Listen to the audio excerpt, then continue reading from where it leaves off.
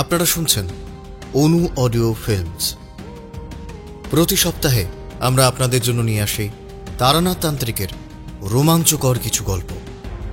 আজ আপনি শুনবেন মিলি ঘোষের কলমে তারানাথ তান্ত্রিক ও বর্মন বাড়ির ব্রহ্মপিশাচ। গল্প শুনে ভালো লাগলে অবশ্যই আমাদের চ্যানেলটি সাবস্ক্রাইব করে বেল আইকন প্রেস করে রাখবেন এবং অবশ্যই আপনার মূল্যবান মতামত আমাদের কমেন্টসে জানাতে ভুলবেন না। শুরু হচ্ছে আজকের গল্প মিলি ঘোষের কলমে তারানাথ তান্ত্রিক ও বর্মন বাড়ির ব্রহ্মপিশাচ।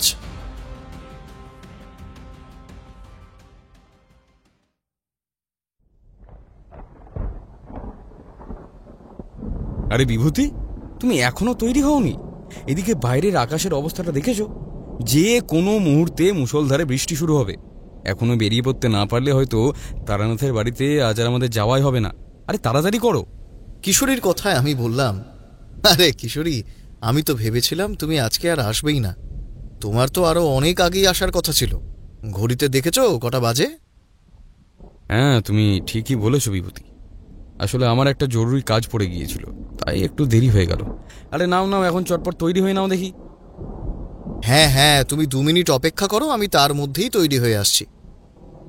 আমরা বাড়ি থেকে বেরোনোর আগেই ঝিরঝির করে বৃষ্টি শুরু হয়ে গেল।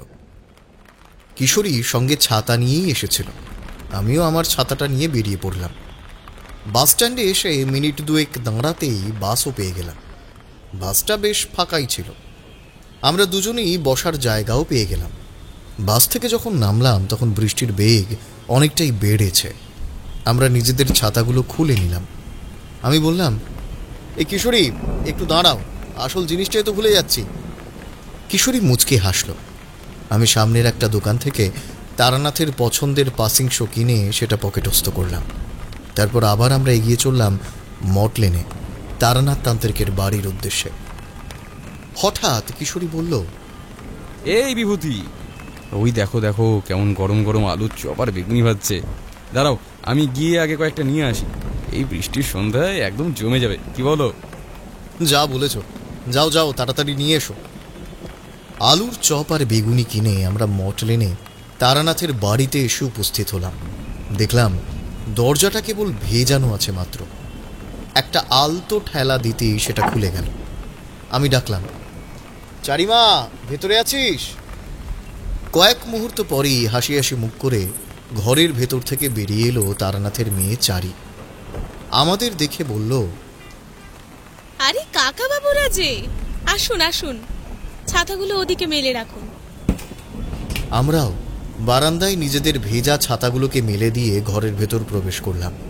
চারি বলল, আপনারা একটু বসুন কাকা বাবু, বাবা একটু বেরিয়েছেন, এক্ষুনি চলে আসবেন। আমি আপনাদের জন্য চা আনছি। চারির হাতে তেলে ভাজার প্যাকেটটা দিয়ে কিশোরী তক্তপোষের ওপর বসে পড়ল। আমিও ওর পাশে গিয়ে বসলাম। কিছুক্ষণ পরেই চারি এসে আমাদের চা দিয়ে গেল।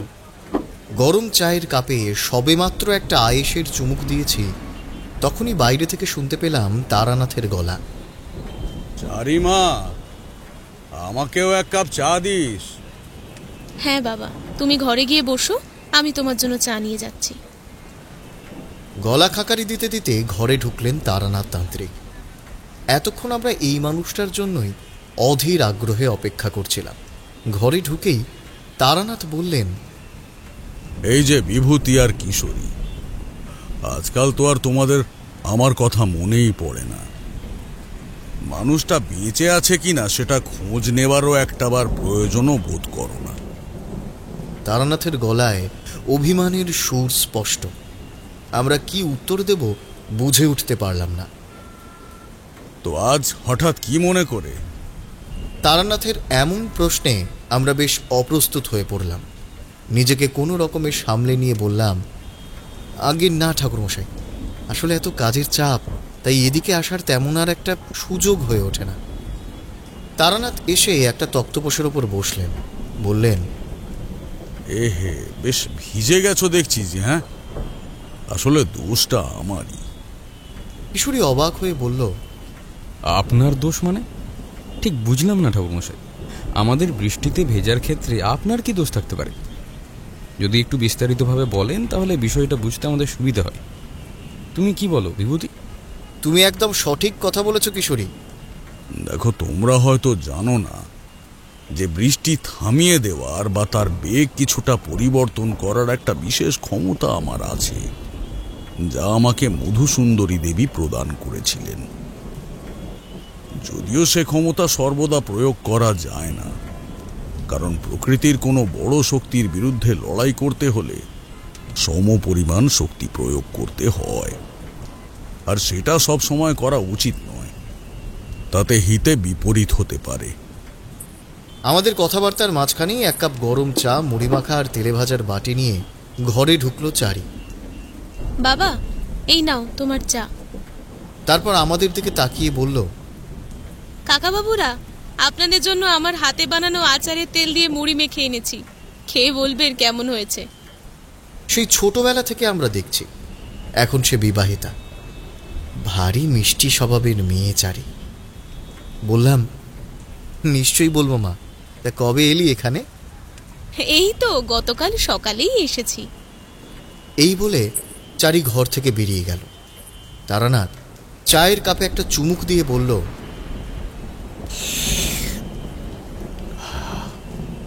এই দেখো, কথায় কথায় তোমাদের তো একটা কথা বলতে ভুলেই গিয়েছিলাম। আমি অবাক হয়ে বললাম, কি কথা ঠাকুরমশাই? তারানাথ বললেন, আচ্ছা, তোমাদের কালিকাপুরের মুখার্জি বাবুকে মনে আছে? মুখার্জি বাবু মানে যার মেয়েকে সেই ভয়ানক পিশাচিনীর হাত থেকে আপনি রক্ষা করেছিলেন, কি তাই তো? যথার্থই বলেছ হে বিভূতি। সেই মুখার্জি বাবুর মেয়ের এখন বিবাহ স্থির হয়েছে। আগামী মাসের 5 তারিখে সেই শুভ কার্য সুসম্পন্ন হতে চলেছে। আমার কাছে নিমন্ত্রণ পত্র এসেছে, আর তার সঙ্গে একটা চিঠিও এসেছে। দাঁড়াও দাঁড়াও, তোমাদের সেই চিঠিখানি পড়ে শোনাই। তারানাথ উঠে গিয়ে কাঠের আলমারিটার দেরাজ থেকে একটা চিঠির খাম বের করে আনলেন। তারপর ভেতর থেকে চিঠিটা বের করে পড়তে শুরু করলেন। শ্রী তারানাথ চক্রবর্তী মহাশয়, আমি কালিকাপুর নিবাসী শ্রী বিনোদ বিহারী মুখার্জি। আশা করি আপনি আমাকে চিনতে পেরেছেন। কয়েক বছর আগে আমার একমাত্র কন্যাকে আপনি এক ভয়ঙ্কর বিপদের হাত থেকে রক্ষা করেছিলেন। আগামী শ্রাবণ মাসের 5 তারিখে আমার সেই কন্যার বিবাহ সুসম্পন্ন হতে চলেছে। উক্ত দিনে আপনার এবং আপনার সেই 2 বন্ধুর উপস্থিতি একান্তই কাম্য। উক্ত অনুষ্ঠানে আপনারা সকলে উপস্থিত থেকে নবদম্পতিকে আশীর্বাদ করবেন। চিঠি থেকে চোখ সরিয়ে তারানাথ আমাদের দিকে জিজ্ঞাসু দৃষ্টিতে তাকিয়ে বললেন, কি হে, যাবে তো তোমরা? আমি উৎসাহের সাথেই বললাম, অবশ্যই যাব ঠাকুরমশাই। তারপর কিশোরীর দিকে তাকিয়ে বললাম, কি কিশোরী, তুমি যাবে তো? হ্যাঁ, নিশ্চয়ই যাব। তাছাড়া এখন বেশি কাজের চাপও নেই, আশা করি কোনো অসুবিধা হবে না। তা বেশ বেশ, তাহলে ওই দিন সকাল সকাল এখানে চলে এসো, একসাথেই রওনা দেওয়া যাবে। ঠিক আছে ঠাকুরমশাই, আপনার যেমনটা ইচ্ছে। এমন সময় কিশোরী বলল, ঠাকুরমশাই, একটা কথা আজ বলতে খুব মন চাইছে। কথাটা বলতে না পারলে আমি মনে মনে এক মুহূর্তের জন্য যেন শান্তি পাচ্ছি না। যদিও কথাটা অনেকদিন আগেই আপনাকে বলা উচিত ছিল, তবুও বিভিন্ন কারণে আর বলা হয়ে ওঠেনি। তবে আজ আমি কথাটা বলবই। তাহলে আর বিলম্ব করছো কেন? যা বলবে বলেই ফেলো না। ঠাকুরমশাই, এতদিন আপনার গল্পকে শুধুই অবিশ্বাস করে এসেছি। মনে হতো এগুলো সব গাঁজাখুরি গল্প, সবই আপনার মন গড়া বা বানানো। এমনটা আবার কখনো হয় নাকি? কিন্তু সেবার কালিকাপুরে গিয়ে আপনার সম্পর্কে সে ধারণা আমার চিরকালের জন্যই দূর হয়ে গেছে। সত্যি নিজের চোখে না দেখলে হয়তো কোনোদিনই বিশ্বাস করতে পারতাম না যে এই পৃথিবীতে ভূত, প্রেত, পিশাচ বলেও কিছুর অস্তিত্ব আছে। যেভাবে আপনি সেদিন ওই ভয়ঙ্কর পিশাচিনীর হাত থেকে মুখার্জিবাবুর কন্যাকে রক্ষা করেছিলেন, সে কথা ভাবলে এখনো যেন সর্বাঙ্গে শিহরণ খেলে যায়। ঠিকই বলেছ হে কিশোরী, সেই পিশাচিনী ছিল খুবই শক্তিশালী। আমি জীবনে অনেক ভূত প্রেত পিশাচের সাথে লড়াই করেছি, কিন্তু সে যেন সবার থেকে আলাদা ছিল। তাকে বশ করতে আমাকে বেশ বেগ পেতে হয়েছিল। এবার আমি পকেট থেকে পাসিং শোয়ের প্যাকেটটা বের করে সেটা তারানাথের হাতে দিয়ে বললাম, তো ঠাকুরমশাই, আজকে কি আর নতুন কোনো গল্প শোনা যাবে না? বড় আশা নিয়ে যে আপনার কাছে এসেছিলাম আজ। অনেক দিন আপনার মুখে কোনো রোমহর্ষক কাহিনী শোনা হয় না, তাই ভেবেছিলাম যদি আজ একটা... আরে রোসো রোসো, অত অধৈর্য হয়েও না। আজ তোমাদের একটা নতুন কাহিনী শোনাবো। এই ধরনের কাহিনী তোমাদের আগে কখনো বলিনি আমি। তারানাথের কথায় আমার আগ্রহ যেন আরো বেড়ে গেল। তারানাথ বললেন, কিন্তু চা ছাড়া কি আর এসব গল্প জমে? দাঁড়াও দাঁড়াও, আমি ভেতর থেকে চায়ের ব্যবস্থা করে আসছি। এই বলে তারানাথ তক্তপোষ থেকে নেমে বাড়ির ভিতরে চলে গেলেন। এই ফাঁকে আমি আর কিশোরী উঠে বারান্দার এক কোণে গিয়ে দাঁড়ালাম। বাইরে তখন অঝোর ধারায় বৃষ্টি হচ্ছে। আমরা দুজন দুটো কাঁচি সিগারেট ধরালাম। আমরা ভালোভাবেই জানতাম তারানাথ এক্ষুনি আসবেন না। আসলে আমরা তারানাথের বন্ধু হলেও উনি আমাদের বয়োজ্যেষ্ঠ, তাই ওনার সম্মুখে ধূমপান করতে আমরা বেশ কুণ্ঠা বোধ করতাম। মিনিট 5 পর তারানাথ ঘরে ঢুকলেন। বারান্দায় আমাদের দাঁড়িয়ে থাকতে দেখে জিজ্ঞাসা করলেন, কি হে, আরে ওদিকে কি করছো? গল্প শুনবে তো? এসো।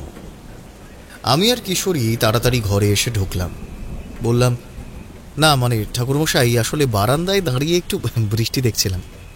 আমরা জানতাম আমরা যতই মিথ্যে কথা বলি না কেন, তারানাথ আসল কারণটা ঠিকই বুঝতে পেরেছেন। মৃদু হেসে তারানাথ বললেন, হ্যাঁ, সেই আমি বেশ বুঝতে পেরেছি তোমরা বৃষ্টি দেখছিলে। এখন বসো, আমি ভেতরে চায়ের কথা বলে এসেছি। একটু পরেই চা আর গরম তেলে ভাজা এসে যাবে। হ্যাঁ, তা যা বলছিলাম, আজকে তোমাদের আমার একটা নতুন ধরনের অভিজ্ঞতার কথা শোনাবো। আমরা অতি উৎসাহে তারানাথের গল্প শুনতে শুরু করলাম। তারানাথ আমার দেয়া পাসিং শোয়ের প্যাকেট থেকে একটা সিগারেট বার করে তাতে অগ্নিসংযোগ করলেন। তারপর তাতে একটা শুকটান দিয়ে জানালার বাইরে তাকিয়ে বলতে শুরু করলেন, এই কাহিনী আজ থেকে বেশ কিছু বছর আগে। তখনও তোমাদের সাথে আমার পরিচয় ঘটেনি।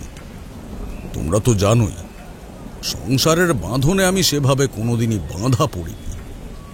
সে যাই হোক, বিবাহ যখন করেছি, নিজের স্ত্রী সন্তানদের প্রতি দায়িত্ব তো পালন করতেই হবে। আমি চিরকালই বাজারটা নিজেই করতাম। সেইবারে হঠাৎ স্ত্রী খুব অসুস্থ হয়ে পড়লেন। বৈদ্য এসে ওষুধ আর কিছু পথ্য দিয়ে গেলেন। বললেন আমার স্ত্রীর শরীর খুবই দুর্বল, তাই কটা দিন একটু ভালো মন্দ খাবারের ব্যবস্থা করতে হবে। তা সেদিন সকালবেলায় বাজার থেকে স্ত্রীর জন্য ওষুধ আর পথ্য কিনে ফিরে এসে একটা তন্ত্র সাধনার প্রাচীন পুঁথি নিয়ে বসেছি। হঠাৎ বাইরে থেকে একজনের ডাক আমার কানে এলো, তারানাথ তান্ত্রিক বাড়িতে আছেন? আমি উঠে গিয়ে দরজা খুলে বাইরে বেরোলাম। দেখি একজন অল্প বয়সী যুবক বাইরে দাঁড়িয়ে আছেন, বেশ সুদর্শন। তার পরনে সাদা ধুতি আর কলাই করা পাঞ্জাবি, পায়ে নাগরাই জুতো। বেশভূষা দেখে মনে হয় সে বেশ ধনী পরিবারের সদস্য। তবে তাকে দেখেই আমি বুঝতে পারলাম যে সে বর্তমানে কোনো ভয়ানক বিপদগ্রস্ত। তোমরা তো জানোই, এই বিশেষ ক্ষমতাটা আমার আছে। আমি কোনো ব্যক্তিকে দেখলেই বুঝতে পারি যে তার কোনো বিপদ আছে কিনা। সে যাই হোক, আমাকে দেখেই সেই ব্যক্তি জিজ্ঞেস করল, আপনি কি তারানাথ তান্ত্রিক? আমি সম্মতিসূচক ঘাড় নেড়ে উত্তর দিলাম, আগে হ্যাঁ, আমি সেই ব্যক্তি। সে একরকম প্রায় দৌড়ে এসে আমার পায়ের ওপর পড়ে বলল, ঠাকুরমশাই, আমাদের বাঁচান। আমি তাকে দুহাত দিয়ে ধরে দাঁড় করিয়ে দিয়ে বললাম, তুমি আগে ভেতরে চলো, সেখানে শান্ত হয়ে বসে আমাকে পুরো বিষয়টা বলো। আমি তাকে নিয়ে ঘরে এলাম। বসো।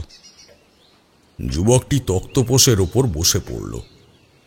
আমি কুঁজো থেকে এক গ্লাস জল গড়িয়ে তার দিকে এগিয়ে দিলাম। সে আমার হাত থেকে জলের গ্লাসটা নিয়ে এক নিঃশ্বাসে সবটুকু জল শেষ করে ফেলল।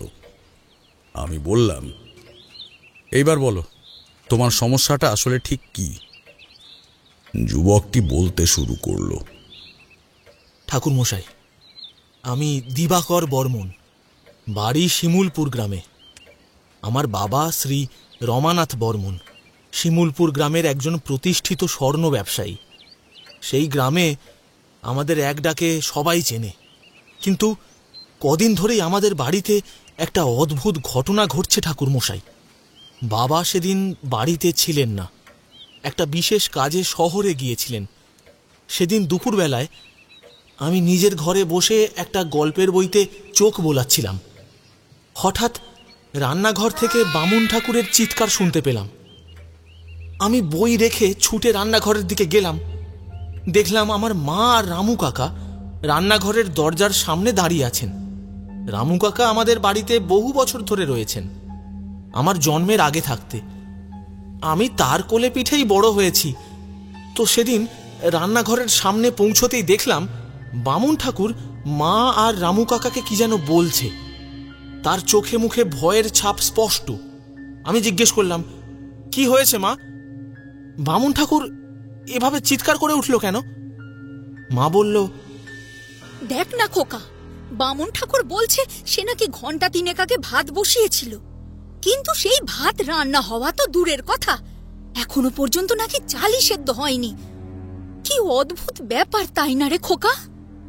আমি অবাক হয়ে বললাম, কি বলছো মা এসব? তা আবার হয় নাকি? এবার বামুন ঠাকুর আমার দিকে তাকিয়ে বলল, আগো খোকা বাবু, আমি ঠিক কথাই বলছি।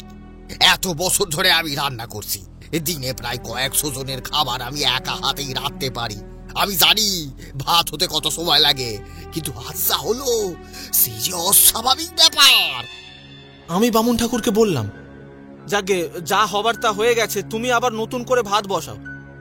সেদিন সবকিছু ফেলে আবার নতুন করে চাল দিয়ে ভাত বসানো হয়েছিল। কিন্তু আশ্চর্য, সে ভাত রান্না হলো প্রায় ঘন্টা ৩-৪ পর। সন্ধ্যাবেলায় বাবা বাড়ি ফেরার পর তাকে সব কথা বললাম। সব শুনে তিনিও বেশ অবাক হয়ে গেলেন। তারপর থেকে প্রতিদিনই ভাত রান্না হতে এরকম একই সময় লাগছে। একদিন সকালবেলায় মা আমাকে বলল, জানিস খোকা, গতকাল রাতে আমার ভালো করে ঘুম হয়নি। আমি জিজ্ঞেস করলাম, কেন মা, তোমার কি কোমরের ব্যথাটা আবার বেড়েছে? তখন মা বলল, না রে খোকা, আসলে কাল রাতে যতবারই ঘুমানোর চেষ্টা করছি ততবারই ওই একটা দাঁড় কাকের বিশ্রীর ডাকে আমার ঘুম ভেঙে গেছে। মায়ের কথা শুনে আমি বেশ অবাক হয়ে গেলাম। বললাম, মা, রাতের বেলা তুমি দাঁড় কাকের ডাক শুনেছ? মা তখন বলল, হ্যাঁ রে খোকা, কেন, তুই শুনিসনি? আমি ঘাড় নেড়ে উত্তর দিলাম, কই না তো মা, আমি তো কিছু শুনিনি। আচ্ছা খোকা, রাতে কি আদেও দাঁড় কাক ডাকে? মায়ের এই সব প্রশ্নের আমি কোনো উত্তর দিতে পারলাম না। পরে বাবাকে জিজ্ঞাসা করে জেনেছিলাম বাবাও কিন্তু সে ডাক শোনেননি। এর ঠিক 2 দিন পরে ঘটল আরও এক অঘটন। আমাদের ভৃত্য হরি আমাদের বাড়ির সমস্ত বাজারহাট করে আর কি। তো সেদিনও বাজার থেকে ফিরে হরি রান্নাঘরে বাজারের থলে রেখে চলে যায়। কিন্তু যখন বামুন ঠাকুর রান্নাঘরে ঢোকে তখন সে বাজারের থলি দেখে চিৎকার করে ওঠে। আমরা সেখানে উপস্থিত হয়ে সচক্ষে যা দেখলাম তাতে আমরা সবাই ভয়ে আতঙ্কে সেখানে নিশ্চল হয়ে দাঁড়িয়ে রইলাম। কি দেখলে সেখানে? দিবাকর ভয়ার্ত দৃষ্টিতে আমার দিকে তাকিয়ে কাঁপা কাঁপা গলায় বলল, ঠাকুরমশাই, আপনি বিশ্বাস করবেন না, আমরা দেখলাম সে বাজারের থলেতে কোনো সবজি বা মাছ নেই, রয়েছে কতগুলো কুকুর আর বিড়ালের কাটা মুন্ডু। এই ঘটনার পর থেকে প্রায় প্রতিদিনই আমাদের বাড়িতে নানা ধরনের অঘটন ঘটতেই থাকে। একদিন হরি বলল ওর পিসিমার গ্রামে নাকি একজন তান্ত্রিক এসেছেন। তিনি নাকি পিশাচ সিদ্ধ তান্ত্রিক। কোনো ভূত প্রেত পিশাচ তার সামনে নাকি দাঁড়াতে ভয় পায়। প্রতিদিন তার নিকট নাকি বহু ভক্তের সমাগম হয়। বাবা হরিকে বললেন তাকে আমাদের বাড়িতে একবার নিয়ে আসতে। পরের দিন হরি সে তান্ত্রিককে আমাদের বাড়িতে নিয়ে এলো, কিন্তু সব শুনে তিনি নিজেই বেশ ভয় পেয়ে গেলেন। বললেন এই পিশাচকে বশ করা নাকি তার পক্ষে সম্ভব নয়। তিনিই বাবাকে আপনার কথা বললেন। তার কাছ থেকেই আপনার ঠিকানা সংগ্রহ করে আজ আপনার কাছে এসেছি ঠাকুর মশাই। আসলে বাবা নিজেই আসতেন, কিন্তু আজ হঠাৎ তার একটি বিশেষ কাজ পড়ে গেল, সেই কারণে আমাকেই আসতে হলো। এখন আপনিই আমাদের একমাত্র ভরসা ঠাকুর মশাই। দয়া করে আমাদের বাড়িতে একটিবার আসুন ঠাকুর মশাই, রক্ষা করুন আমাদের এই বিপদ থেকে। আমি এতক্ষণ খুব মনোযোগ সহকারে দিবাকরের কথাগুলো শুনছিলাম। সব শুনে আমার বুঝতে এতটুকু অসুবিধে হলো না যে তাদের বাড়িতে আসলে ঠিক কি ঘটেছে। তারানাথকে থামিয়ে দিয়ে কিশোরী জিজ্ঞাসা করল, কি ঘটেছিল ঠাকুরমশাই? আরে কিশোরী, তুমি বড় অধৈর্য হয়ে পড়ো, একটু সবুর করো, ধীরে ধীরে সবটাই জানতে পারবে। এরপর কিশোরীও আর কোনো প্রশ্ন করল না। তারানাথ আবার বলতে শুরু করলেন, তো আমি দিবাকরকে আশ্বাস দিয়ে বললাম, চিন্তা করো না, আমি আগামীকালই তোমাদের বাড়িতে যাব। তুমি এখন ফিরে যাও, আর ভয় পাওয়ার কিছু নেই, সব ঠিক হয়ে যাবে। আমার কথায় দিবাকর যেন কিছুটা চিন্তামুক্ত হল। আমি তাকে একটা কাগজ আর কলম দিয়ে বললাম, এইখানে তোমাদের বাড়ির ঠিকানাটা ভালো করে লিখে দিয়ে যাও, যাতে আমার পৌঁছতে কোনো রকম অসুবিধে না হয়। দিবাকর সেই কাগজে তাদের ঠিকানা লিখে দিল। তারপর কাগজটি আমার হাতে দিয়ে তক্তপোষ ছেড়ে উঠে দাঁড়ালো। আমার পায়ে হাত দিয়ে প্রণাম করে সে আমার কাছ থেকে বিদায় নিল। এদিকে আমি পড়লাম বেশ দুশ্চিন্তায়। বাড়িতে আমার স্ত্রী অসুস্থ, চারিও তখন ছোট। এই অবস্থায় ওদের দুজনকে একা বাড়িতে রেখে যাওয়াটা হয়তো আমার ঠিক হবে না, কিন্তু অন্যদিকে বর্মন বাড়িতেও যত দ্রুত সম্ভব আমাকে যেতে হবে, নচেত ওদের পরিবারের ওপরে নেমে আসবে এক চরম বিভীষিকা। তাই সব দিক ভেবে আমি পাশের গ্রাম থেকে আমার এক পিসিমাকে এখানে নিয়ে এলাম। আমি যে কটা দিন বাড়িতে থাকবো না, সেই কদিন পিসিমাই ওদের দেখাশোনা করবেন। পরের দিন সকালেই আমি রওনা দিলাম শিমুলপুর গ্রামের উদ্দেশ্যে। নির্দিষ্ট স্টেশনে নেমে সেইখান থেকে গরুর গাড়িতে প্রায় ঘণ্টাখানেকের পথ অতিক্রম করে আমি বর্মন বাড়ির সামনে এসে উপস্থিত হলাম। গ্রামটা বেশ নিরিবিলি, সবুজের ছায়ায় ঢাকা। এমন শান্ত স্নিগ্ধ পরিবেশে এসে মনে যেন একটা প্রশান্তি অনুভূত হল। সূর্যদেব তখন পাটে বসেছেন। গোধূলির রক্তিম আভায় প্রকৃতি যেন এক অপরূপ রূপে সেজে উঠেছে। দিন শেষে ক্লান্ত পাখিরা তাদের নিজেদের বাসায় ফিরে যাচ্ছে।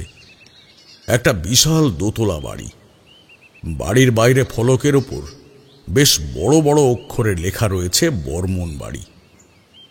আমাকে গরুর গাড়ি থেকে নামতে দেখে বাড়িটির বিশাল গেটের সামনে দাঁড়িয়ে থাকা দ্বাররক্ষক এগিয়ে এসে দুহাত জোড় করে আমাকে প্রণাম জানালো। তারপর বলল, আসুন ঠাকুর মশাই, কর্তাবাবু আমাদের আপনার ব্যাপারে সব কথাই বলে রেখেছেন। তিনি একটু বাইরে গেলেন, ছোটবাবু ভিতরে আসেন, আপনি আমার সঙ্গে আসুন। উনি বলেছেন আপনি এলে যেন আমি আপনাকে ওনার কাছে নিয়ে যাই। কিন্তু গাড়ি থেকে নেমে মাটিতে পা দেওয়ার সঙ্গে সঙ্গেই আমি বেশ বুঝতে পারলাম এই বর্মন বাড়িকে চতুর্দিক থেকে ঘিরে রেখেছে একটা অশুভ কালো ছায়া। তোমরা তো জানো, কোনো জায়গায় যদি কোনো অশুভ শক্তির ছায়া থাকে, তাহলে সেটা আমি আমার শক্তির দ্বারা অনুভব করতে পারি। মধুসুন্দরী দেবীর নিকট আমি এই বিশেষ ক্ষমতাটি অর্জন করেছিলাম। সে যাই হোক, বিশাল লোহার দরজাটা খুলে দ্বাররক্ষক বর্মন বাড়ির ভেতরে প্রবেশ করল। আমিও তাকে অনুসরণ করলাম। বাড়িটির একতলায় সারিবদ্ধ বেশ কয়েকটি ঘর। দ্বাররক্ষক আমাকে তার মধ্যে একটি ঘরে নিয়ে গেল। ঘরের মেঝেতে ফরাশ বিছানো, সেখানে দিবাকর একটি গদিযুক্ত সোফায় বসে কিছু কাগজপত্র দেখছিল। ঘরে প্রবেশ করে আমি বুঝতে পারলাম এটা বৈঠকখানার ঘর। দ্বাররক্ষক বলল, ছোট বাবু, উনি এসেছেন। আমাকে দেখেই দিবাকর উঠে দাঁড়িয়ে আমাকে দুহাত জোড় করে প্রণাম করল। তারপর বলল, আসুন আসুন ঠাকুরমশাই, আমি আপনার জন্যই অপেক্ষা করছিলাম। আসলে বাবা একটু বিশেষ কাজে বেরিয়েছেন, কিছুক্ষণের মধ্যেই চলে আসবেন। আমাকে দায়িত্ব দিয়ে গেছেন আপনার আদর আপ্যায়নের যেন কোনো ত্রুটি না হয়। তারপর হরি নামের সেই ভৃত্যটিকে ডেকে আদেশ করল, ঠাকুরমশাইকে ওনার ঘরে নিয়ে যাও, উনি কিন্তু আমাদের বিশেষ অতিথি। দেখো ওনার সেবা যত্নের যেন কোনো ত্রুটি না হয়। তারপর আমার দিকে ফিরে বলল, আপনি ওর সঙ্গে যান ঠাকুরমশাই, অনেক দূর থেকে এসেছেন, আগে একটু বিশ্রাম নিয়ে আহারাদি সম্পন্ন করুন। বাবা ফিরলে আমি বাবাকে আপনার কথা বলবো। হরি আমাকে বর্মন বাড়ির দক্ষিণের একটি ঘরে নিয়ে এলো। বলল, ঠাকুরমশাই, এই আপনার ঘর। আপনি আগে হাত মুখ ধুয়ে নেন, আমি আপনার আহারের ব্যবস্থা করছি। কিছু সময় পর থালা ভর্তি খাবার নিয়ে ঘরে প্রবেশ করল। বলল, নেন ঠাকুরমশাই, তাড়াতাড়ি খেয়ে নেন। তারপর কর্তাবাবু ফিরলে আমি আপনাকে তার কাছে নিয়ে যাব। আর যদি আপনার কিছু দরকার পড়ে তাহলে একটিবার হরি বলে ডাক দেবেন, আমি চলে আসবো, এই পাশেই আমার ঘর। এতখানি পথ যাত্রা করে আমিও বেশ ক্লান্ত আর ক্ষুধার্ত ছিলাম। হরির দিয়ে যাওয়া খাবারের পুরোটাই উদরস্থ করে আমি ঘরের তক্তপোষে বসে একটু বিশ্রাম নিচ্ছিলাম। এমন সময় হরি এসে আমাকে জানালো যে বাড়ির কর্তা অর্থাৎ রমানাথ বাবু কাজ সেরে ফিরে এসেছেন এবং তিনি এখন আমাকে তলব করেছেন। আমি হরির সাথে আবারও সেই বৈঠকখানার ঘরে গেলাম। আমাকে দেখে তিনি প্রথমেই প্রণাম জানিয়ে বললেন, আসুন আসুন ঠাকুরমশাই, আসুন। আমি গিয়ে তাঁর সামনের একটি চেয়ারে গিয়ে বসলাম। রমানাথ বাবু হরিকে সেখান থেকে চলে যেতে আদেশ করলেন। হরি প্রস্থান করার পর রমানাথ বাবু কয়েক মুহূর্ত নতমস্তকে বসে রইলেন। তারপর আমার দিকে তাকিয়ে বলতে শুরু করলেন, ঠাকুরমশাই, আপনি তো আমার পুত্র দিবাকরের কাছে সবই শুনেছেন, কিন্তু এর থেকেও একটা ভয়ানক বিপদ এ সংসারে ঘটেছে ঠাকুরমশাই, আর সেটাই আপনাকে আমি এখন দেখাবো। আসুন ঠাকুরমশাই, আমার সঙ্গে আসুন, নিজের চোখেই আপনি তা প্রত্যক্ষ করবেন। এই বলে রমানাথ বাবু চেয়ার ছেড়ে উঠে দাঁড়ালেন। আমিও তাকে অনুসরণ করলাম। তিনি আমাকে দোতলার একটি ঘরে নিয়ে গেলেন। আসুন আসুন ঠাকুরমশাই। আমি তার পেছনে পেছনে ঘরের ভিতরে প্রবেশ করলাম।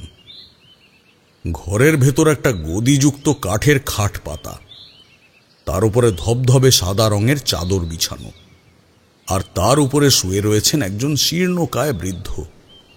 বয়সের ভারে তার শরীরটা যেন একেবারে ছোট হয়ে গেছে, আর তার মাথার কাছে বসে রয়েছেন একজন মাঝ বয়সী ভদ্র মহিলা।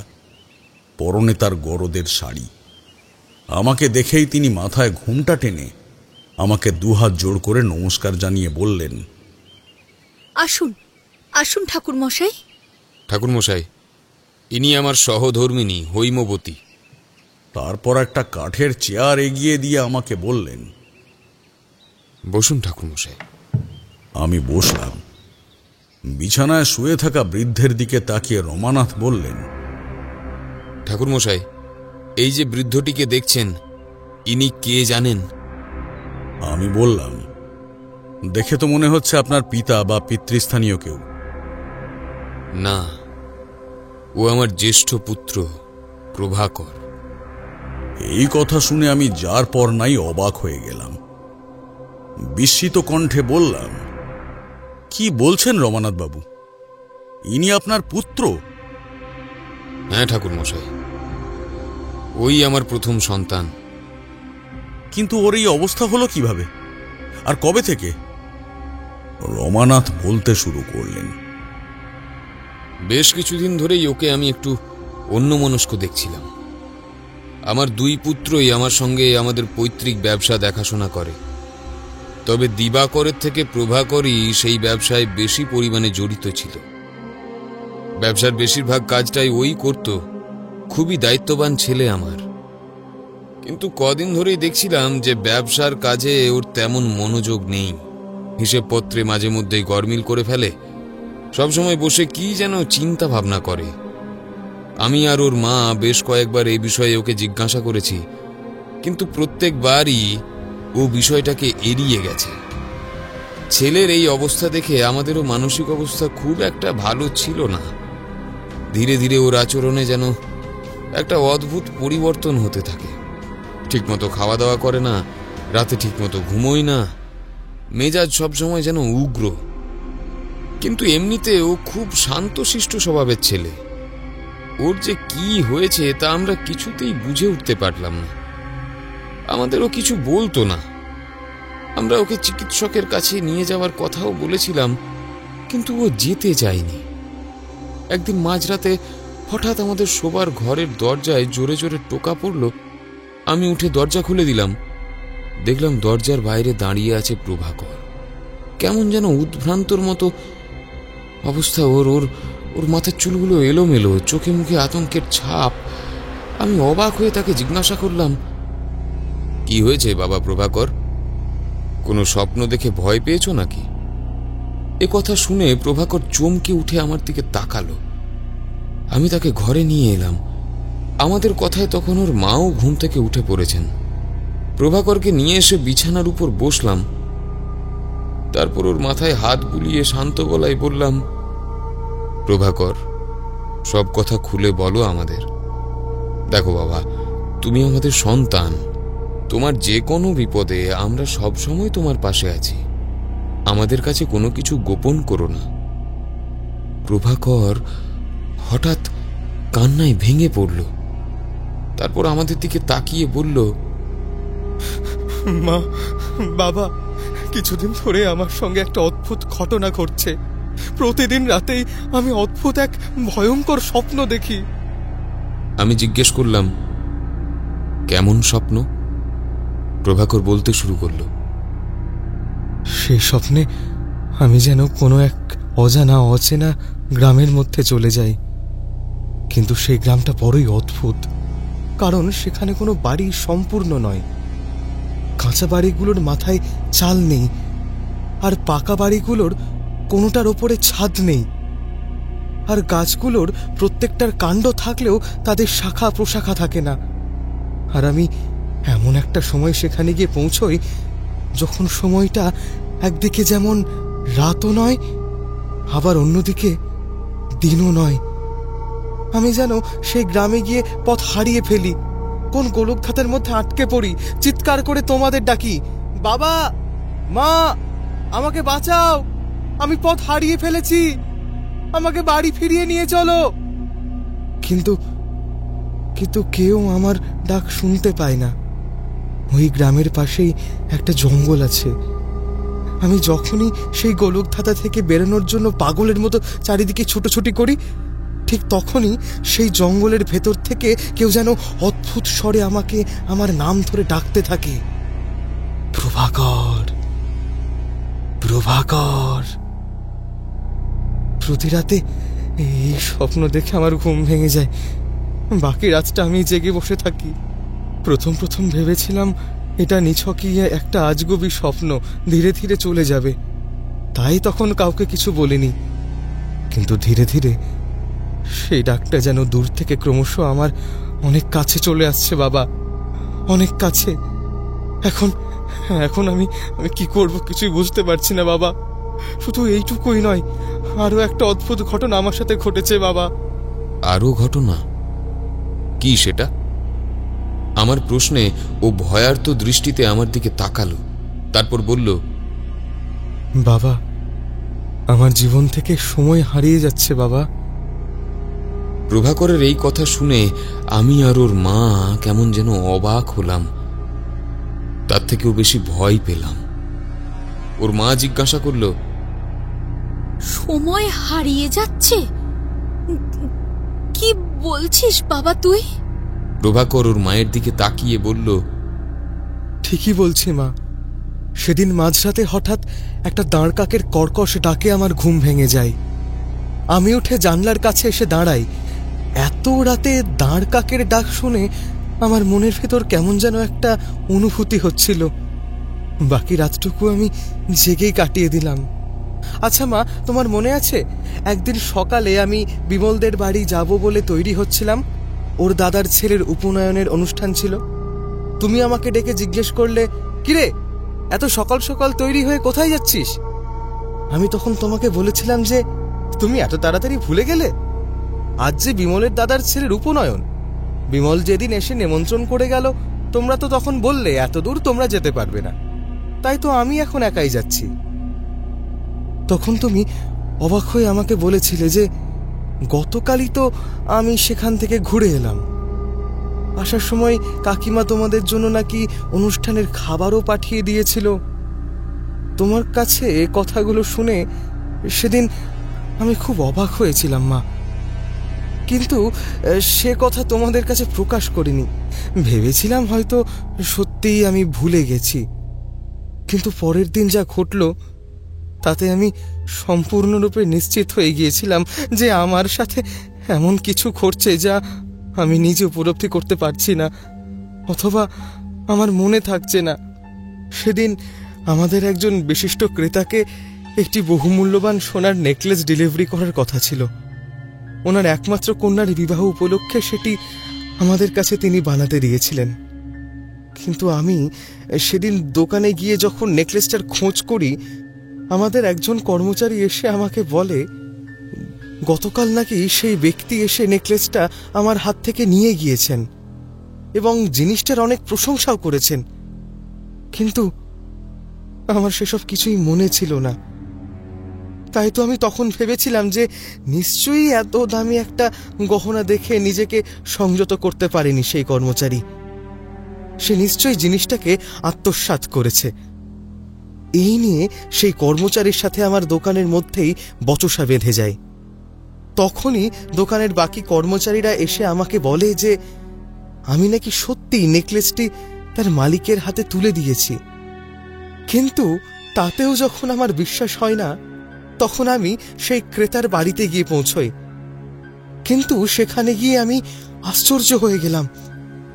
যিনি আমাদের দোকানে গয়নাটি বানাতে দিয়েছিলেন, তিনি নাকি গতকাল দোকানে গিয়ে বাকি টাকা দিয়ে আমার হাত থেকেই গয়নাটি নিয়ে এসেছেন। তিনি আমার কাছে প্রত্যেকবারের মতোই আমাদের কারিগরের সুনিপুণ দক্ষতার বেশ সুখ্যাতি করলেন। আমি আর কিছু বলতে পারলাম না তাকে। এমন একটা ভাব করলাম যেন গতকাল যে আমি তাকে গয়নাটি দিয়েছি সে কথাটাই আমি বেমালুম ভুলে গিয়েছি। ধীরে ধীরে আমি বুঝতে পারলাম যে আমি যে কাজ করছি তা আমি ভুলে যাচ্ছি। অন্য কথাই বলতে পারো, আমার কাছ থেকে সময়টাই যেন হারিয়ে যাচ্ছে। আজ রাতে আবার আমি সেই স্বপ্নটা দেখলাম। মনে হলো আমার ঘরের ভেতর থেকেই সেই অদ্ভুত কণ্ঠ যেন আমাকে ডাকছে। আমার ঘুম ভেঙে গেল। ধর্মর করে বিছানায় উঠে বসলাম। দেখলাম আমার সর্বাঙ্গ ঘামে ভিজে জল হয়ে গেছে। আর ঠিক সেই মুহূর্তে শুনতে পেলাম দাঁড় কাকের ডাক। এবার আর একটা নয়, মনে হচ্ছে যেন একসঙ্গে এক ঝাঁক দাঁড় কাক জানলার বাইরে বসে কর্কশ শব্দে ডেকেই চলেছে। আমি আর ঘরে থাকতে পারলাম না বাবা, ছুটে তোমাদের কাছে চলে এলাম। এখন আমি কি করব বাবা, কি করব এখন? আমি কিভাবে মুক্তি পাবো আমি এসবের হাত থেকে? কি যে বলবো আপনাকে ঠাকুর মশাই। এরপর থেকেই প্রভাকর ধীরে ধীরে কেমন যেন শুকিয়ে যেতে লাগলো। যত দিন যেতে থাকলো ততই ওর অবস্থা ক্রমেই শোচনীয় হতে থাকলো। আমরা চিকিৎসার কোনো ত্রুটি রাখিনি। শহরের সব বড় বড় চিকিৎসকের কাছে ওকে নিয়ে যাওয়া হলো, কিন্তু তারা প্রত্যেকেই ব্যর্থ হয়েছেন। একদিন হরির মুখে ওর গ্রামে তান্ত্রিকের কথা শুনলাম। ওটা শুনেই আমি তাকে এ বাড়িতে নিয়ে আসি। তবে কি জানেন তো ঠাকুরমশাই, আমি কোনোদিনই এসব তন্ত্রমন্ত্রে বিশ্বাস করিনি, কিন্তু নিজের সন্তানকে চোখের সামনে এইভাবে দেখলে বাপ মায়ের মনের অবস্থা যে কেমনটা হয় তা তো আপনি বুঝতেই পারছেন ঠাকুরমশাই। তাই শেষ পর্যন্ত প্রায় এক প্রকার বাধ্য হয়েই হরিকে বললাম তাকে এ বাড়িতে নিয়ে আসতে। তিনি এসে এখানে পূজা অর্চনা যাগ যজ্ঞ কোনো কিছুই বাদ রাখলেন না, কিন্তু তাতে আমার ছেলের অবস্থার বিন্দুমাত্র কোনো উন্নতি ঘটল না ঠাকুরমশাই। শেষ পর্যন্ত তিনি হাল ছেড়ে দিলেন। আমার অমন ভালো ছেলেটার যে কি হলো, কার যে অভিশাপ লাগলো ওর উপর তা কেই বা জানে। আমরা তো কোনোদিন কারোর কোনো ক্ষতি করিনি ঠাকুরমশাই, তাহলে আমাদের ভাগ্যেই কেন এরকম দুর্গতি হলো বলতে পারেন? ভেবেছিলাম বিষয়টা কাউকে জানতে দেব না, কিন্তু দেওয়ালেরও তো কান থাকে ঠাকুরমশাই। একসময় কথাটা জানাজানি হয়েই গেল। তারপর থেকে দোকানের কর্মচারীরা আমাকে যেন কেমন একটা সন্দেহের চোখে দেখতে শুরু করলো। এমনকি পাড়া প্রতিবেশীরাও আমাদের একটু এড়িয়েই চলে। তাদের কাছ থেকেই আপনার সংবাদ পায়, আর এও জানতে পারি যে আপনার কিছু বিশেষ ক্ষমতা আছে। তাই একবার শেষ চেষ্টা করে দেখার জন্য আপনার দ্বারস্থ হওয়ার সিদ্ধান্ত নিয়েছিলাম। ভেবেছিলাম আমি যাব আপনার বাড়িতে, কিন্তু সেদিন আমার একটা বিশেষ কাজ পড়ে যাওয়ায় আমার কনিষ্ঠ পুত্রকে পাঠিয়েছিলাম। এবার আপনি কিছু একটা ব্যবস্থা করুন ঠাকুরমশাই। আমরা যে আমাদের সন্তানের এই করুণ অবস্থা আর সহ্য করতে পারছি না। এমন সময় আমি লক্ষ্য করলাম ঘরের মধ্যে একটা কালো ধোঁয়ার কুণ্ডলী সারা ঘর জুড়ে বিস্তার লাভ করছে। বুঝতে পারলাম যে কোনো এক অপশক্তি চাইছে না যে রমানাথ বাবু নিজের পুত্র আর পরিবারের এই বিপদের কথা আমাকে বলুন। দেখুন রমানাথ বাবু, আপনার কনিষ্ঠ পুত্র যেদিন আমার কাছে প্রথম গিয়েছিল সেদিনই আমি বুঝতে পেরেছিলাম আপনাদের ঠিক কি বিপদ ঘটেছে। আমি যখন একবার এখানে এসে উপস্থিত হয়েছি তখন আপনারা নিশ্চিন্তে থাকুন, আপনাদের আর কোনো বিপদ ঘটবে না। কিন্তু রমানাথ বাবু, আরও একটা কথা আপনাকে জানিয়ে রাখি, যদি আপনি আর কয়েকটা দিন বিলম্ব করতেন তাহলে কিন্তু পরিস্থিতি আমার হাতের বাইরে চলে যেত। সেক্ষেত্রে আমার আর কিছুই করণীয় থাকতো না। ঈশ্বর আপনাদের সহায় আছেন। সময় মতো আপনাদের আমার কাছে পাঠিয়েছিলেন, না হলে হয়তো আপনার সন্তানকে আর। থামলেন কেন ঠাকুরমশাই? পুরোটা বলুন আমাদের, কি হতো আমাদের সন্তানের? দেখুন রমানাথ বাবু, আপনি একথা ভাববেন না যে আমি আপনাকে শুধুমাত্র ভয় দেখানোর জন্যই এমন কথা বলছি। আসলে আপনি যদি আর কটা দিন আমাকে দেরি করে ডাকতেন রমানাথ বাবু, তাহলে হয়তো আপনার জ্যেষ্ঠ পুত্রকে আর জীবিত দেখতে পারতেন না। ওর শরীর ক্রমশ শুকিয়ে যেতে থাকত। কোনো ডাক্তার বা বদ্যি কেউ ওকে সুস্থ করে তুলতে পারত না। এইভাবেই একসময় ওর শরীরটা ছোট হতে হতে একসময় ও মৃত্যুর কোলে ঢলে পড়ত। একে বলে কাল ব্যাহতি যোগ। যার এই কাল ব্যাহতি যোগ ঘটে তার সময় ক্রমশ ফুরিয়ে আসতে থাকে।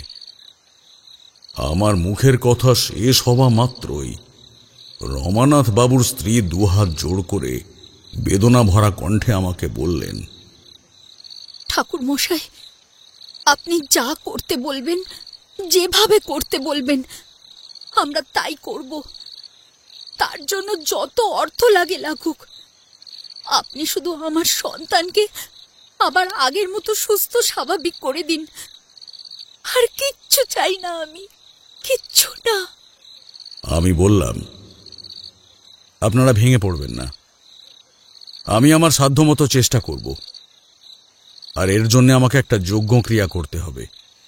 তার জন্য আমাকে আরো কয়েকটা দিন আপনাদের গৃহেই অবস্থান করতে হবে।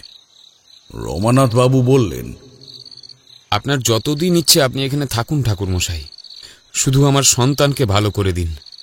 আচ্ছা, আপনি কবে যজ্ঞ করবেন ঠাকুরমশাই? আগামী শনিবার কৃষ্ণপক্ষের অমাবস্যা, ওই দিনই আমি যজ্ঞ ক্রিয়া করব। তবে তার জন্য আমার কিছু জিনিসের প্রয়োজন। রমানাথ বাবু, আপনি আমার সঙ্গে কাউকে পাঠিয়ে দিন।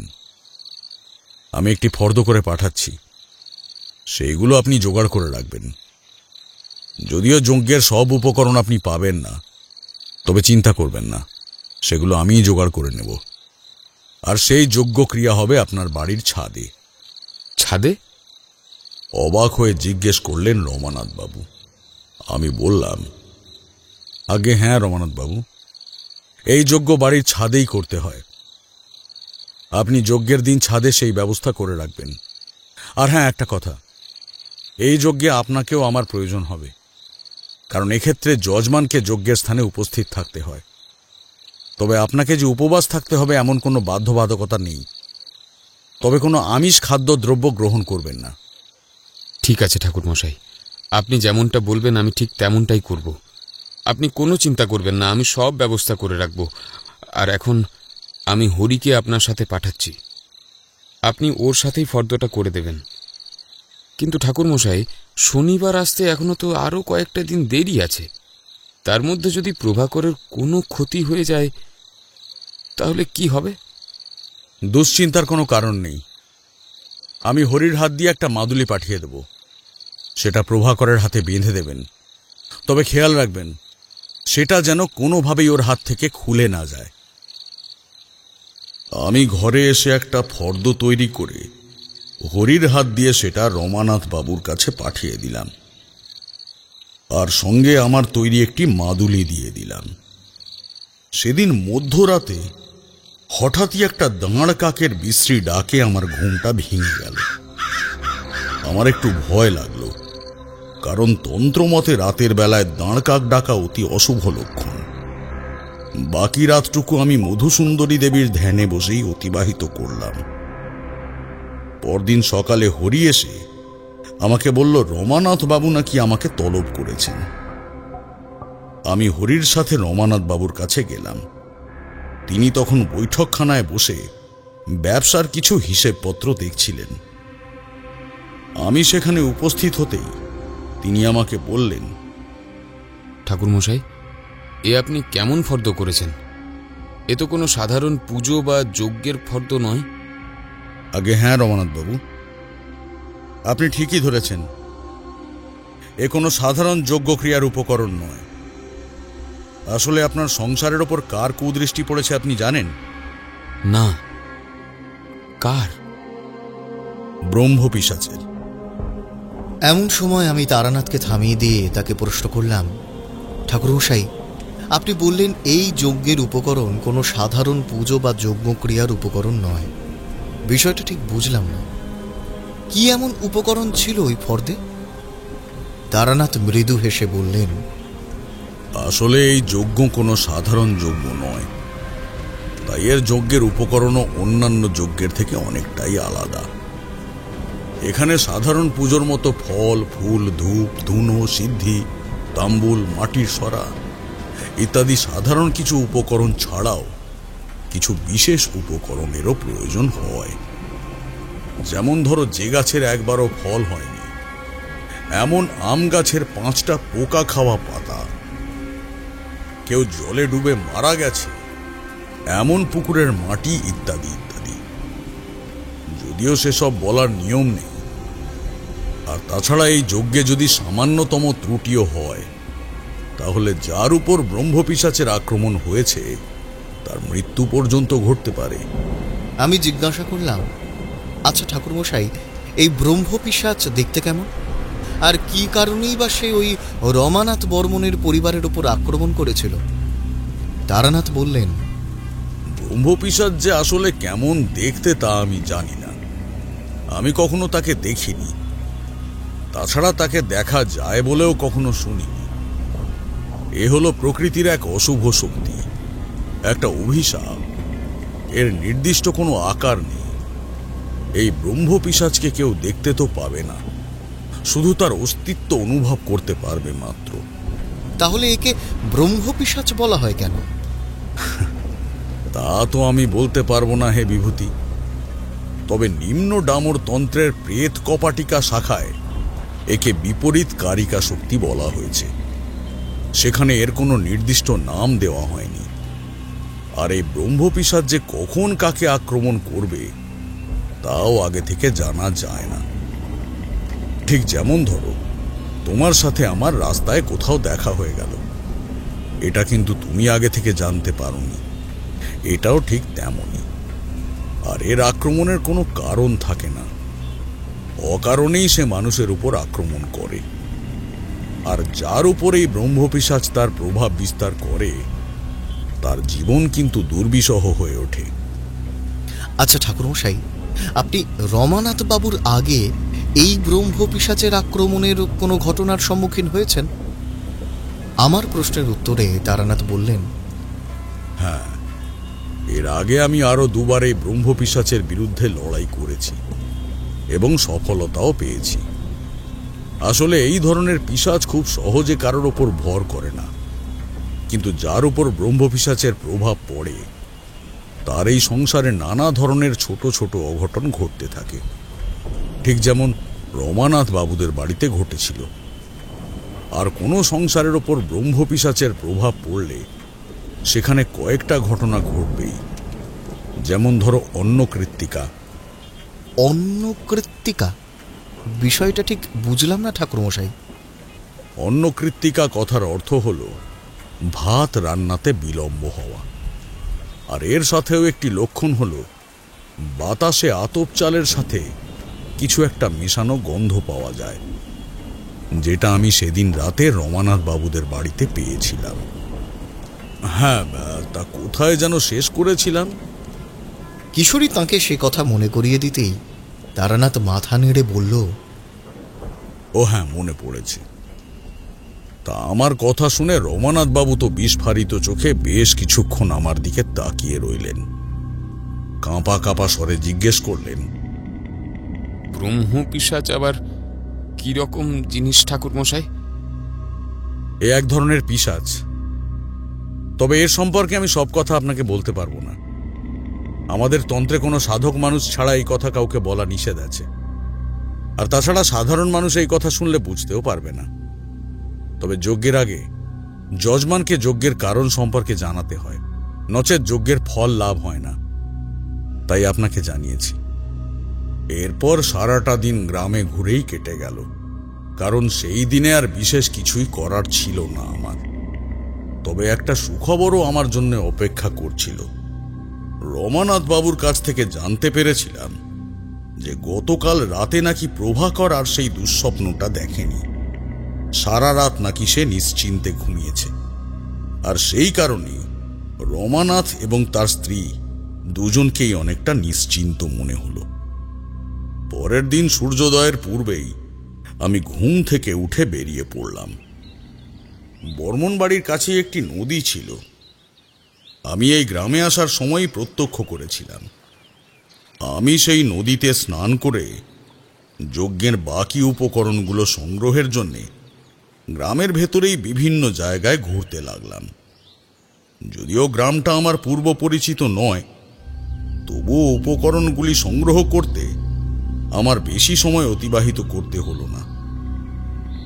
আচ্ছা ঠাকুরমশাই, একটা অজানা অচেনা জায়গায় গিয়ে আপনি কিভাবে সব উপকরণ সংগ্রহ করে ফেললেন? আর তাছাড়া ভোর হওয়ার আগে উঠে আপনার যাওয়ারই বা কি ছিল? সকালের আলো ফুটলে তারপর না হয় বেরোতেন। আমার প্রশ্নের উত্তরে তারানাথ বললেন, দেখো বিভূতি, তোমার দ্বিতীয় প্রশ্নের উত্তরটাই আমি আগে দিচ্ছি। এমন কিছু জিনিস আছে যেগুলো ব্রহ্ম সময়ে সংগ্রহ করতে পারলে তার কার্যকারিতা বহু গুণে বৃদ্ধি পায়, যেটা সূর্যোদয়ের পরে করলে অতটাও থাকে না। তাই আমি ব্রহ্ম মুহূর্তেই যজ্ঞের উপকরণগুলি সংগ্রহের চেষ্টা করেছিলাম।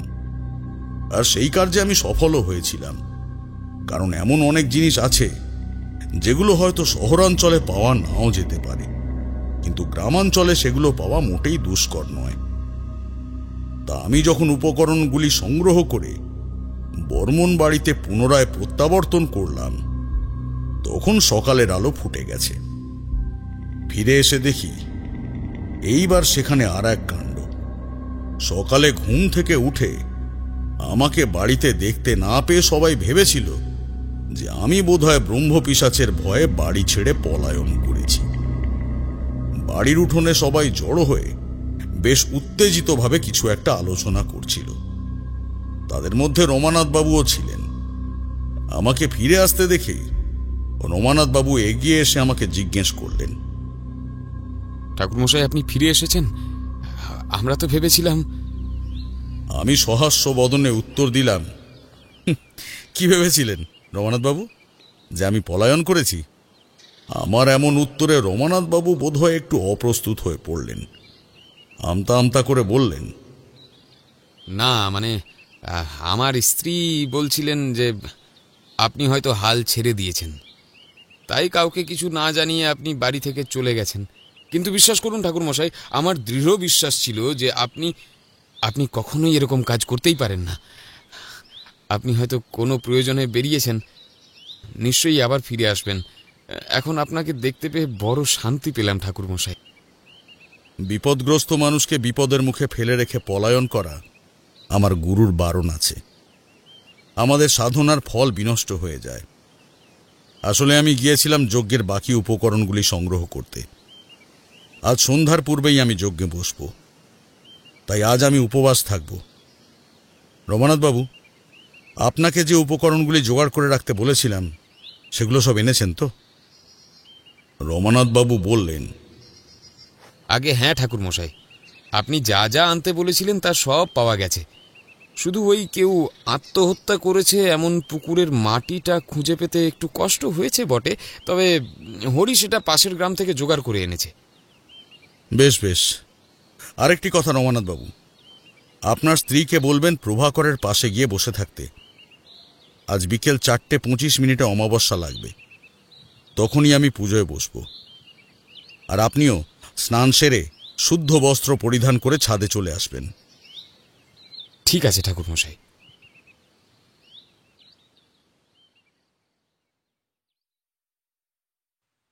নির্দিষ্ট সময় আমি পূজায় বসলাম। রমানাথ বাবু আর ওনার স্ত্রী দুজনে মিলে যজ্ঞের সমস্ত ব্যবস্থা আগে থেকেই করে রেখেছিলেন। প্রথমেই আমি মন্ত্র পড়ে নিজেকে শুদ্ধ করে গাত্রবন্ধন করে নিলাম। এর কয়েক মুহূর্ত পর রমানাথ বাবু আমার নির্দেশ মতো তৈরি হয়ে আমার পাশে এসে বসলেন। তাকে দেখেই বুঝতে পারলাম যে তিনি বেশ উত্তেজিত। আমি একটি ঘটি থেকে মন্ত্রপুত জল নিয়ে তার গায়ে ছিটিয়ে দিলাম, আর তার হাতে একটা লাল সুতো বেঁধে দিলাম, যাতে কোনো অপশক্তি তাকে স্পর্শ করতে না পারে। তারপর আমি মন্ত্রপুত জলের ঘটিটা রমানাথ বাবুর হাতে দিয়ে তাকে বললাম, রমানাথ বাবু, এই মন্ত্রপুত জল আপনার সারা বাড়িতে ছিটিয়ে দিন, তাতে আর কোনো অপশক্তি আপনার গৃহে প্রবেশ করতে পারবে না। আমার হাত থেকে জলের ঘটিটা নিয়ে তিনি নিচে নেমে গেলেন। আমিও আমার পাশে রাখা ধনুচিটা নিয়ে তাকে অনুসরণ করলাম। তারপর বর্মন বাড়ির চারিদিকে সেই ধনুচির ধোঁয়া ছড়িয়ে দিলাম। তারপর আবার দুজনেই যজ্ঞস্থানে ফিরে এলাম। আমি তাকে বললাম, রমানাথ বাবু, আমার এই যজ্ঞক্রিয়া সম্পূর্ণ করতে 4-5 ঘন্টা সময় লাগবে। তবে আপনি আরো একটা কথা স্মরণে রাখবেন, এই যজ্ঞ চলাকালীন অদ্ভুত কিছু ঘটতে পারে, কিন্তু তাতে আপনি একেবারে ভীত হবেন না। আমার কথায় রমানাথ বাবু মৃদুভাবে ঘাড় নেড়ে সম্মতি জানালেন। আমিও মন্ত্রোচ্চারণ শুরু করলাম। খানিক পরেই লক্ষ্য করলাম শান্ত বাতাস যেন ধীরে ধীরে অশান্ত হয়ে উঠছে। একসময় মুষলধারে বৃষ্টি শুরু হলো। মনে হচ্ছিল যেন আমার এই যজ্ঞক্রিয়ার সবকিছু সে পণ্ড করে যেতে চাইছে, কিন্তু আমিও নিজের ক্ষমতা প্রয়োগ করে সেই বৃষ্টিকে থামিয়ে দিলাম। তারপরে জোরে জোরে মন্ত্র উচ্চারণ করে যজ্ঞে আহুতি দিতে লাগলাম। হঠাৎ প্রচণ্ড জোরে ঝড় উঠল, আর সেই সঙ্গে মুহুর্মুহু বজ্র বিদ্যুৎ। আর সেই ঝড়ের সঙ্গে উড়ে আসতে লাগলো গাছের শুকনো ডালপালা, লতাপাতা ইত্যাদি। দূরে কয়েকটা শিয়াল একসঙ্গে ডেকে উঠল। আমি আমার মন্ত্রোচ্চারণের তীব্রতা আরো বাড়িয়ে দিলাম। এমন সময় বাতাসে সেই আতপ চালের গন্ধটা পেলাম, আর ঠিক তখনই আকাশ বাতাস কাঁপিয়ে একটা অট্টহাস্য ভেসে এলো। কে যেন গম্ভীর কণ্ঠে বলে উঠল, তোমরা না যজ্ঞ বন্ধ কর, চলে যায় কোন এখান থেকে, নাহলে তোর জন্য ঘোর বিপদ অপেক্ষা করছে। আমি কোথাও যাব না, তুমি এই বর্মন বাড়ি ছেড়ে চলে যাও। কেন এদের সর্বনাশ করছো? আমি কাউকে ছাড়বো না তারানাথ, আমি এদের সবাইকে নিয়ে যাব। তুই আমার কিচ্ছু করতে পারবি না। তুই আমার কিচ্ছু করতে পারবি না। বলেই আবার অট্টহাস্য করতে লাগলো। আমি দেখলাম রমানাথ বাবু ভয়ে ঠকঠক করে কাঁপছেন। আমি তাকে বললাম, আপনি ভয় পাবেন না রমানাথ বাবু, আপনার এবং আপনার পরিবারের আর কোনো ক্ষতি হবে না। এবার আমি হরিরানা সেই পুকুরের মাটি আর ধুনো একসাথে মিশিয়ে সেই মিশ্রণটিকে যজ্ঞে আহুতি দিলাম, আর সঙ্গে সঙ্গে শুনতে পেলাম একটা করুণ আর্তনাদ। ঠিক আছে তারানাথ, আমি এখনই চলে যাচ্ছি, কিন্তু আমি আবার আসবো, আর তখন এবারের সবাইকে সঙ্গে করে নিয়ে যাব।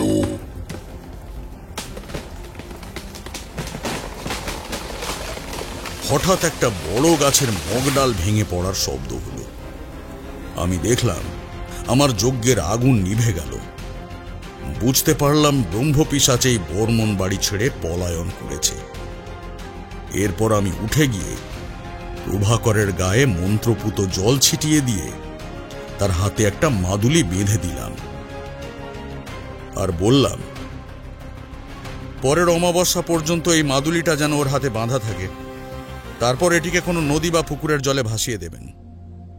রমানাথ বাবু, আপনাদের বিপদ কেটে গেছে। কালই আমি আমার বাড়ির উদ্দেশ্যে রওনা হব। পরের দিন সন্ধ্যায় আমি মঠ লেনে ফিরে আসি। বাড়ি ফিরে দেখি আমার স্ত্রী অনেকটাই সুস্থ হয়ে উঠেছেন। তিনি পিসিমার সাথে বসে গল্প করছেন। আমি বড় দুশ্চিন্তায় ছিলাম। অসুস্থ স্ত্রীকে বাড়িতে ফেলে রেখে গেছি, কিন্তু এমন দৃশ্য দেখে আমারও মনটা ভালো হয়ে গেল। পরের অমাবস্যার দুদিন পরেই রমানাথ বাবু এবং প্রভাকর এসে আমাকে ধন্যবাদ জানিয়ে গেল। প্রভাকর এখন সম্পূর্ণরূপে সুস্থ। সে নিজের হারিয়ে যাওয়া চেহারা আবারও ফিরে পেয়েছে, আর ওদের পরিবারেও আর কোনো রকম অঘটন ঘটেনি। আমার দিয়ে আসা সেই মাদুলিটাকেও ওরা জলে ভাসিয়ে দিয়েছে। এই পর্যন্ত বলে তারানাথ তান্ত্রিক থামলেন। আমরাও এতক্ষণ মন্ত্রমুগ্ধের মতো ওর কথা শুনছিলাম। ইহে, কেমন লাগলো তোমাদের আজকের গল্পটা? দারুণ দারুণ ঠাকুরমশাই, দারুণ। এরপর আমরা তারানাথ ঠাকুরমশাইকে প্রণাম জানিয়ে তার কাছ থেকে বিদায় নিলাম।